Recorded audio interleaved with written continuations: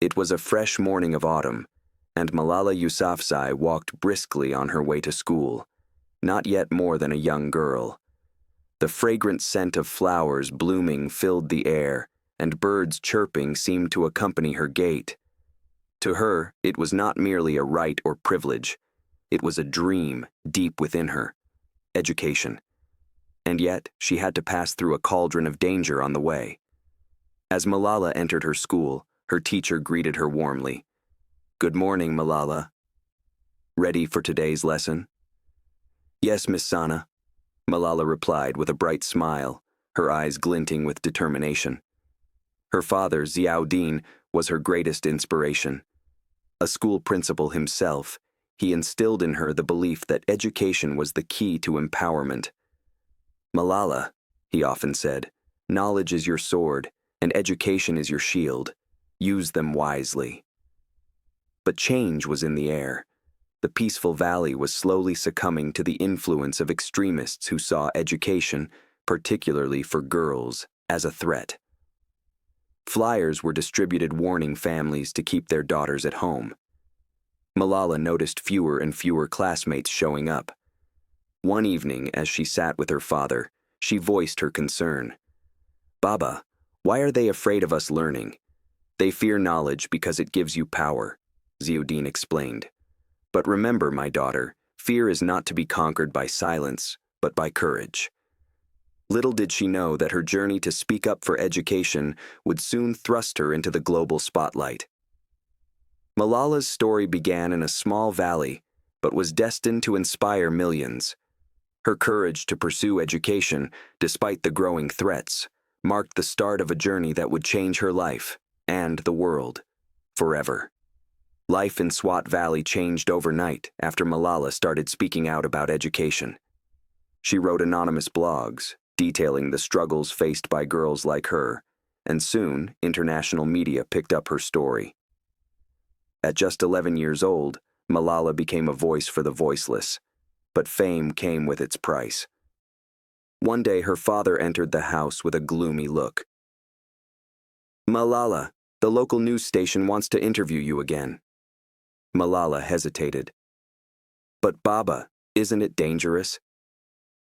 Her father placed a reassuring hand on her shoulder. "The world needs to hear your voice, but the choice is always yours." Determined to make a difference, Malala agreed. The interview aired globally, and her bravery was celebrated. With every new article, every new speech, though, the threats against her family grew. There were anonymous phone calls, chilling notes slipped under their door, and whispers in the marketplace as their reality.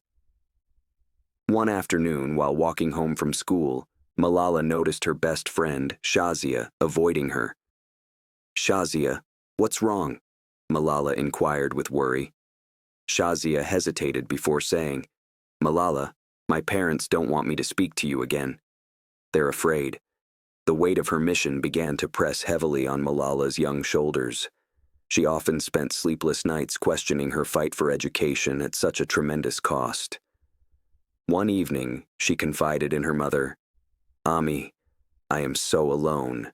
Everyone is afraid, and I don't know if I can keep going." Her mother embraced her tightly. "Courage doesn't mean you don't feel fear, my child. It means you act in spite of it. You are not alone. We are all with you." With every threat that rose, Malala grew more resolute. Even as fame brought her fear and isolation, it magnified her message, turning her into a beacon of hope for millions of girls around the world. The day Malala's life changed forever began like any other. The school bus, filled with laughter and chatter, wound its way through the narrow roads of Swat Valley. Malala sat with her friends, discussing their lessons and dreams for the future. But fate had other plans. As the bus slowed near a checkpoint, two masked men boarded. One of them asked, "Who is Malala?" The bus fell silent, but all eyes turned toward her. Without hesitation, the man raised a gun and fired. Malala woke up days later in a hospital in Birmingham, England. Her head throbbed with pain, and she could barely speak. "Am I alive?" she whispered, her voice weak. Her father, sitting beside her in bed, fought to hold back his tears.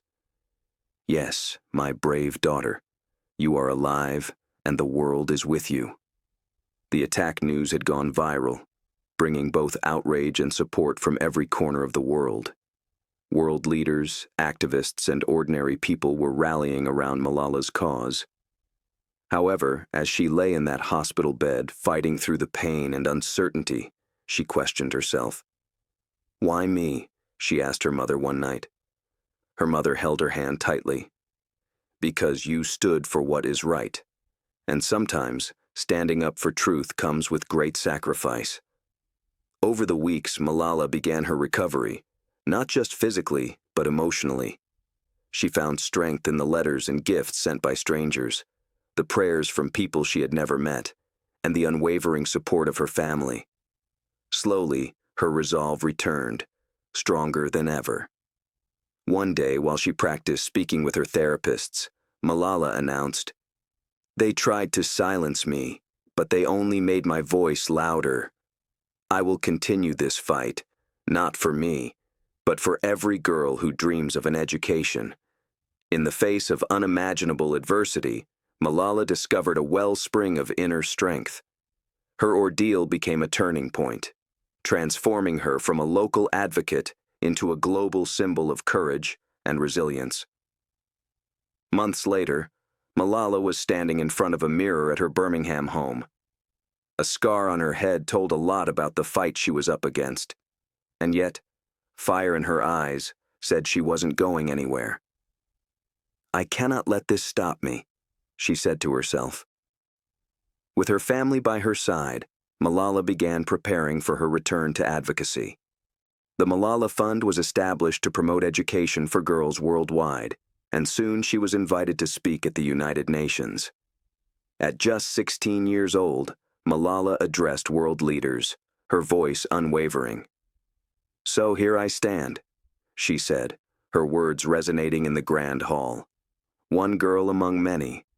I speak not for myself, but for those without a voice, those who have fought for their right to live in peace, to be treated with dignity, to be educated."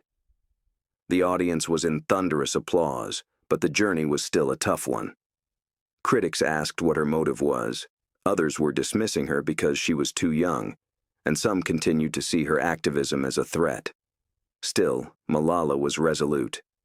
During a visit with a group of young girls in Kenya, one of them asked, "Malala, aren't you afraid? Don't you ever want to give up?" She smiled warmly and said, "Of course I feel fear, but courage is not the absence of fear. It's the decision to face it. I continue because I see the spark of hope in your eyes, and that gives me strength." Every step forward was met with resistance, but Malala continued on, fueled by the stories of girls who could now attend school because of her work. She became a Nobel Peace Prize laureate, the youngest in history. But to her, the true reward was seeing lives change. Malala turned all adversity into strength. She went through all obstacles, but at every failure step, she remained stronger. Even the biggest failures can be beaten with the might of courage and determination. Malala stood on the stage of a packed auditorium years after the attack, speaking to a crowd of students, activists, and educators. Her journey from the Swat Valley to the global stage was extraordinary, but she knew well that the message she carried was simple. Education is a right, not a privilege. She spoke calmly, yet with a depth of power. "I have learned that change does not come overnight, and no individual can do it themselves. It takes a kind of balance on both action and patience, courage and humility." Off stage, though, Malala led a life as ordinary and extraordinary as anybody's. She's now a college student, dividing her time with activism work alongside exams, friendships, and personal quiet reflection. She even reminds herself repeatedly of her dad's words, "Do not let the world's expectations consume you. Live for your purpose, but also for your peace." One evening, Malala and her close friend, Zainab, sat under a starlit sky, sharing their dreams. Malala, Zainab asked, do you ever feel like the weight of the world is on your shoulders? Malala nodded thoughtfully. Sometimes, yes. But I've learned that I can't carry it all alone. I've learned to share the weight with my family, with friends like you, and with the people who believe in this cause. Balance is not just about doing everything. It's about knowing when to step back, breathe, and let others help. Her words resonated deeply. Malala's ability to inspire wasn't just rooted in her achievements, but in her humanity. The way she embraced her imperfections and sought balance in a demanding world. Malala's journey teaches us that true balance lies in resilience, self-care, and unwavering commitment to our values. It's not about doing everything at once, but about finding harmony between personal growth and serving a greater purpose. Thanks for joining me on this journey of courage and balance. Let Malala's story remind us all to stand for what is right while nurturing our inner peace. Do not forget to like, comment, and subscribe to support more stories of inspiration and hope. Together we can make a difference.